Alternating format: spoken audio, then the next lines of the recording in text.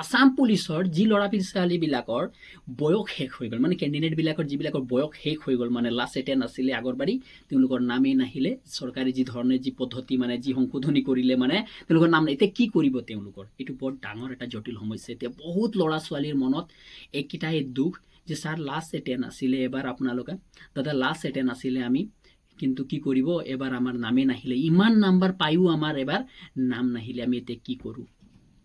এই কথাটো বহুত মোক কমেণ্টত কৰি থাকে বা ইনষ্টাগ্ৰামত বা য'তে হওক এই কমেণ্টটো বাৰ বাৰ আহি থাকে যে আমি কি কৰিম। সেইকাৰণে আমি ছেকেণ্ড কাট অফ লিষ্টৰ কাৰণে জোৰ কৰিছিলোঁ, কিন্তু এতিয়া আমি সেইটোও নহ'ব যেন লাগিছে। এনেকুৱা ধৰণৰ প্ৰশ্নবিলাক নানা ধৰণে মানুহৰ মনত এটা আহি আছে। এতিয়া কথাটো হৈ গ'ল যে যিবিলাকৰ বয়স গুচি গ'ল তেওঁলোকৰ মনত মই এটাই কথা কওঁ, এতিয়াতো চৰকাৰ SLRPক এটা দুখী দিবও নোৱাৰি যে কি আপোনালোকে কৰিলে এনেকা। তেওঁলোকক এটা দুখ আছিলে যে এটা পষ্টৰ 3 বছৰ লগাই দিয়ে।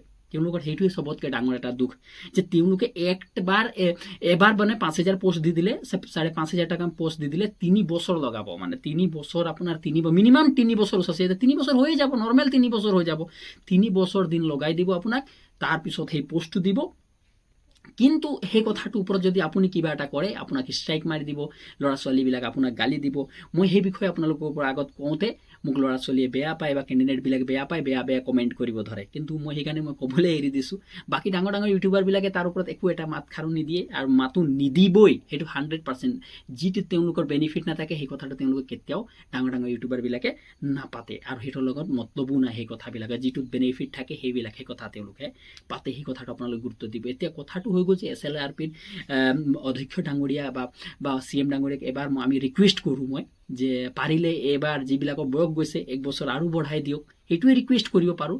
অন্যথা আপোনালোকে ADRE আছে, গ্ৰেড 3 গ্ৰেড 4 আছে, সেইটো কাৰণে আপোনালোকে অধিক কষ্ট কৰিব লাগিব, প্ৰস্তুতি চলাব লাগিব।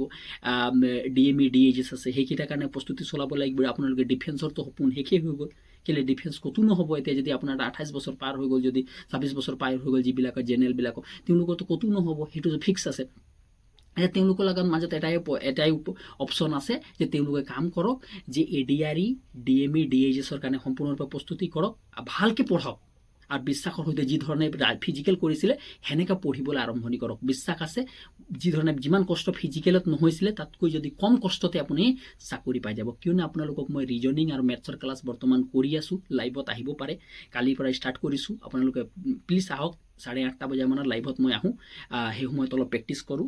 আপোনালোকক মই মেথছ, ৰিজনিং আৰু ইংলিছ গ্ৰামাৰ একদম সম্পূৰ্ণৰূপে ক্লিয়াৰ কৰিম। GK GSটো নিজেও পঢ়ি ল'ব পৰা যায়, সেইটো পঢ়ি যোৱা বস্তু হয়। সেইটোৱে তেতিয়াহ'লে ধন্যবাদ। ভিডিঅ'টো যদি ভাল লাগিলে তেনেহ'লে চেনেলটোক ছাবস্ক্ৰাইব কৰিব নাপাহৰিব।